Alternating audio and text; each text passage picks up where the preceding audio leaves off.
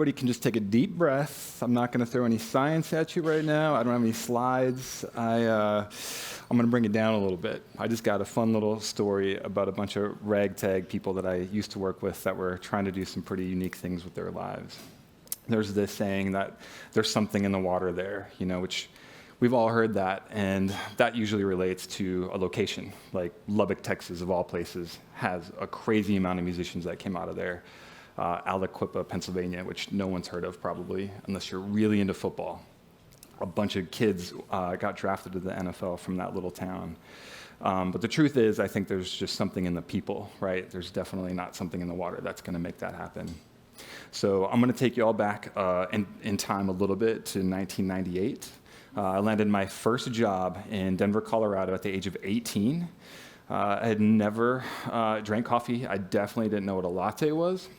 And I found myself working as a barista at Starbucks. Not only that, it was the 9th busiest store in the nation. It was insane. And back then, you just didn't have a lot of Starbucks. And we were on the west side of Denver, tucked in like a weird little strip mall, but we were the last Starbucks on your way to the mountains. And so everybody would come in before their ski trip. So we were always slammed. But you'd walk into that store, you would see a guy named Isaac, and he was this tall guy with bigger ears, short haircut, and he was singing all the time. And he would sing when he would clean the bathrooms because of the natural reverb in there. And one specific time, there was a line out the door, and I would just hear him sing, and he was taking forever. And I was his shift manager. And I was getting really annoyed, and finally the singing stops, and the door unlatches, and he comes out, and he is clad in these rubber gloves, and he walks up, and he was so excited. He's like, "I fished the nickel out of the urinal for the tip jar." We're absolutely not. We're gonna lose that 5 cents. That's going into the trash. Isaac was in a band at the time, and he was putting a lot of effort into this, and that much to the chagrin of his friends and some of his friends and a lot of his family. Next, you'd see Mary. Mary would be the one that was running around cleaning. She would never just stand there. She would be making coffee, and if no one was in the store, she'd just be running around.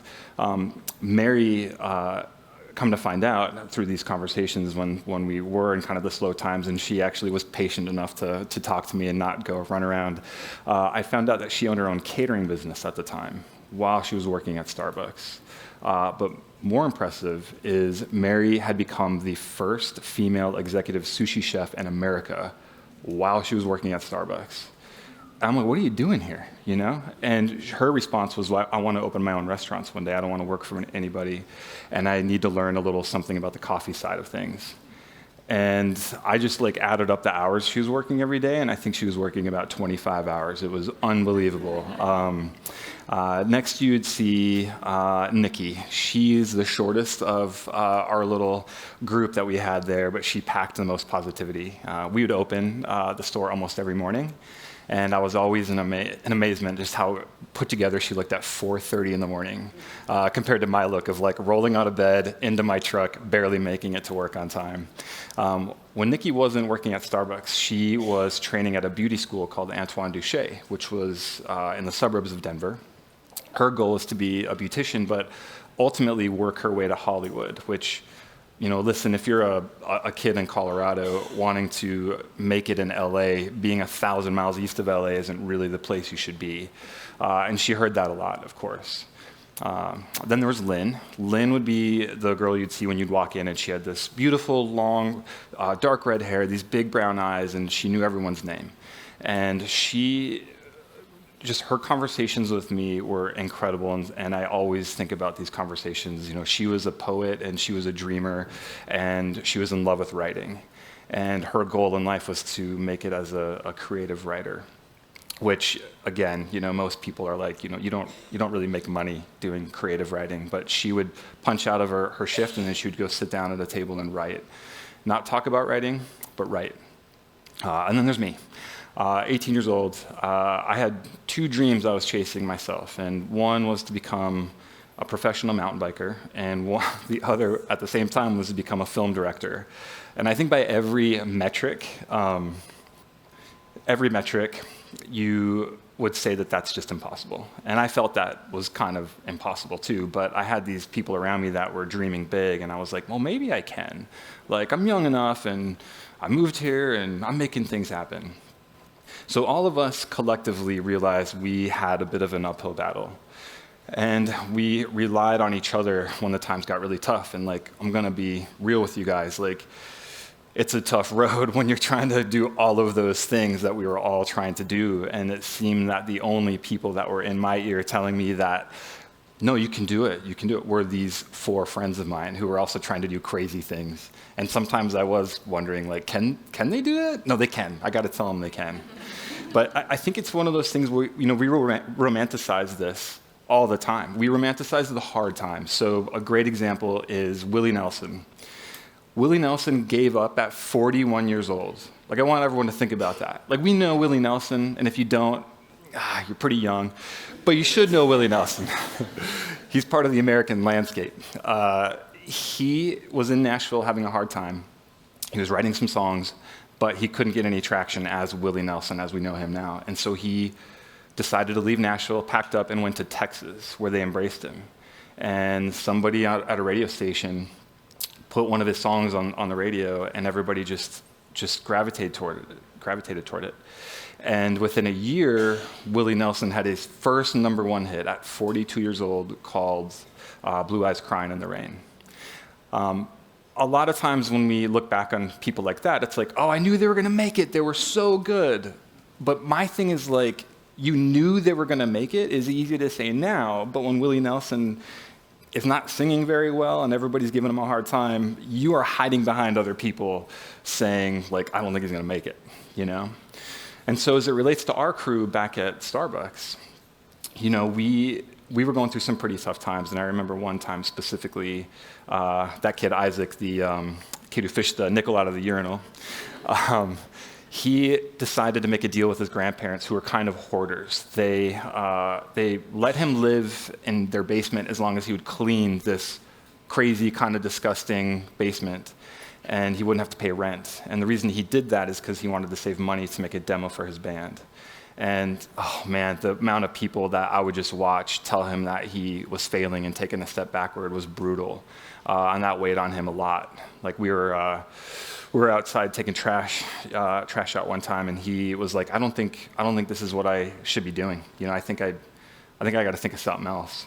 But when he showed me that demo that he made for his band, I absolutely fell apart. Like, I cried. I literally had tears in my eyes, and I was begging him. I was like, please, whatever you do, do not stop. This is what you need to do.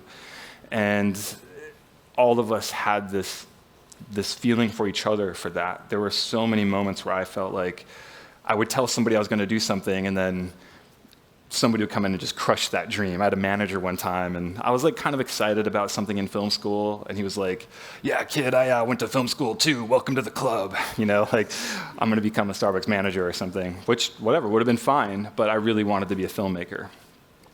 As time went on at this coffee shop, so did all of us, and slowly but surely we started to trickle out. And something I wanted to do for today is, I'm friends with all of these people still, very close friends with all of them, and I thought it'd be really important for me to hear in their own voice, because I can speak for them to a certain point, but I wanted them to share a little something that meant something to them that they experienced back then. So first we have Lynn. So Lynn made her way to LA, and she snuck her way into some writers' rooms. And if anyone's not familiar with writers' rooms in Los Angeles, that's where you write TV shows, movies, and everything. And they're kind of stale, but maybe not. Like, this isn't too bad, you have windows. But she got a shot. She got a shot to work on a little TV show called The Handmaid's Tale. And she's credited with writing several episodes. Lynn is up there in the top left, and she's wearing the kind of blue-green top. And it's just, that's where she was destined to go. We all knew it. There was no question about it. I think having that kind of encouragement and community around you at that phase in your life when you're just launching into adulthood is key, because you have somebody next to you at 5 a.m, drinking coffee, opening the store, and believing in you. just dreaming with you, listening to your story, your song, saying that this crazy idea you have to become a filmmaker or a musician or a writer or some artist, it actually matters, and it's what you're supposed to be doing. You keep going because you have these voices in your head that say, we believe in you. That's Lynn from a writer's retreat, which is pretty cool that she took the time out while she was in the middle of trying to write something and not having great self-service. But next up was Nikki, the friend of mine who wanted to do hair and makeup in Hollywood. She also ended up in LA. And this is her working with Hannah Simone and Jennifer Garner. That's just a couple years ago on a film. And Nikki landed her first job on a TV show called New Girl, and she became Zooey Deschanel's #1 key hair person for that entire run. And now, every time I talk to Nikki, she's working on so many TV shows and films, and it blows my mind. Her star rose so fast, and she deserved it because she was so good at what she did.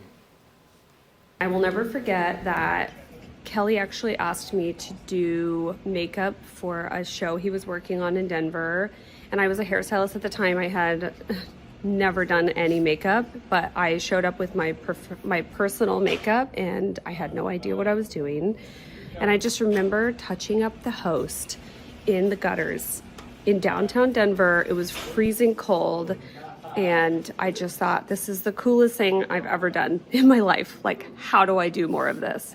And I ended up moving to LA shortly after that, and here I am. I'm literally on a film set right now. I love that she checked in from the film set, too.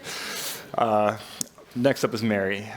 Mary, the woman who had all these crazy ideas to open restaurants. Mary has shot to the top of the Denver culinary scene, and not just because her restaurants are incredible and she's innovative in what she makes, but she's really involved in the culinary scene and helping people open their own restaurants and involved in the political world in Denver. And just flying here, I grabbed like a little parfait at the airport, and I was like, this feels like an elevated yogurt parfait, and like it had the branding of her restaurant on the bottom. And true story, it was incredible. This is Mary and I. The other thing about Mary, she throws the best dinner parties, of course. And lately I've been able to see Mary quite a bit over the last year. And just 2 weeks ago, we'd got a picture together. And that picture next to us is from 25 years ago when we were working at Starbucks. I still think about those early Starbucks days. I was full of doubt and questioning whether I had thrown everything away. But the tiny moments of encouragement and the steady presence of people who believed in me, those mattered more than you can ever know. All right, next up, urinal guy. That demo that he made actually got their band signed to a major record deal, and that band is called The Fray, and they went on to sell over 5 million records and were nominated for 2 Grammys. And this is them at a sold-out show at Red Rocks. Those days were a stretch. Kelly was my boss. I was making $7 an hour, living in my parents' basement. Video editing suite at my desk next to my bed. He and I would take shifts. One would sleep, one would edit. I was making $7 an hour, and I told him one time I was really stressed about money, and he looked at me and he said some version of, "You're good enough to do this. Keep going. You will make it."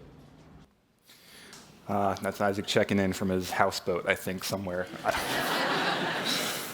And then there's me. I feel extremely lucky to have met the people I met. All of them have done way more for me than I could have ever done for them.